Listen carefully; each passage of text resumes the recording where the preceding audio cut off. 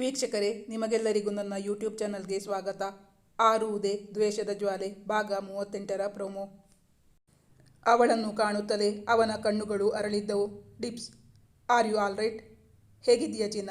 ಅವನ ದನಿ ಗದ್ಗದವಾಗಿತ್ತು. ಅವನೇ ತುಸು ಮುಂದಕ್ಕೆ ಹೋಗಿ ಅವಳ ಕೈಯನ್ನು ತನ್ನ ಅಂಗೈಯಲ್ಲಿ ತೆಗೆದುಕೊಂಡು ಅದಕ್ಕೆ ತುಟಿ ಒತ್ತಿಕೊಂಡ.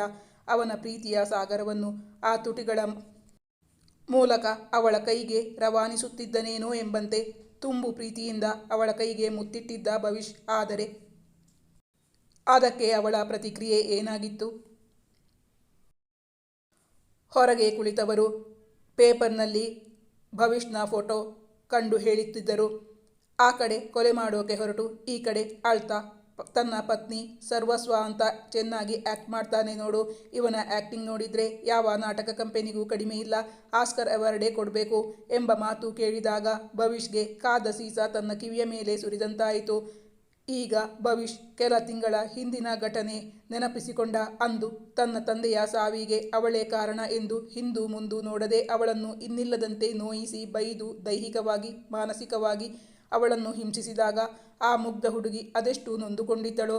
ತಂದೆಗೆ ಅವಳ ಮೇಲೆ ನಂಬಿಕೆ ಪ್ರೀತಿ ಎಲ್ಲವೂ ಜಾಸ್ತಿ ಇದ್ದಿದ್ದರಿಂದಲೇ ಅವರಿಗೆ ಆ ಮನೆಯನ್ನು ಪ್ರೀತಿಯಿಂದ ಅವಳಿಗೆ ಉಡುಗೊರೆಯಾಗಿ ಕೊಡಬೇಕೆಂದೆನಿಸಿತ್ತು. ಎಂದರೆ ತನ್ನ ಡ್ಯಾಡಿಯ ಸಾವಿಗೆ ಅವಳು ಕಾರಣಳಾಗಲು ಸಾಧ್ಯವೇ ಇಲ್ಲ. ಒಂಟಿಯಾಗಿ ಕುಳಿತಿದ್ದವನಿಗೆ ಹಳೆಯ ನೆನಪುಗಳೆಲ್ಲ ಮನಸ್ಸಿಗೆ ಲಗ್ಗೆ ಇಟ್ಟು ಘಾಸಿಗೊಳಿಸುತ್ತಿತ್ತು.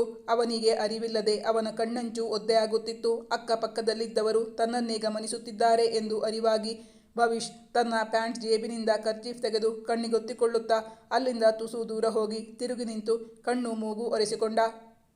ವಿಷಯ ತಿಳಿದ ಪ್ರತಾಪ್ ದಂಪತಿಗಳೊಂದಿಗೆ ಅವಳ ತಂದೆಯು ಅಲ್ಲಿಗೆ ಧಾವಿಸಿ ಬಂದಿದ್ದರು. ಎಲ್ಲರಿಗೂ ಇನ್ನಿಲ್ಲದ ಆಘಾತವಾಗಿತ್ತಲ್ಲ. ಅವಳನ್ನು ಕೊಲೆ ಮಾಡಲು ಹೊರಟವರಾರು ಎಂಬ ಪ್ರಶ್ನೆ ಬೃಹದಾಕಾರವಾಗಿ ಕಾಡುತ್ತಿತ್ತು.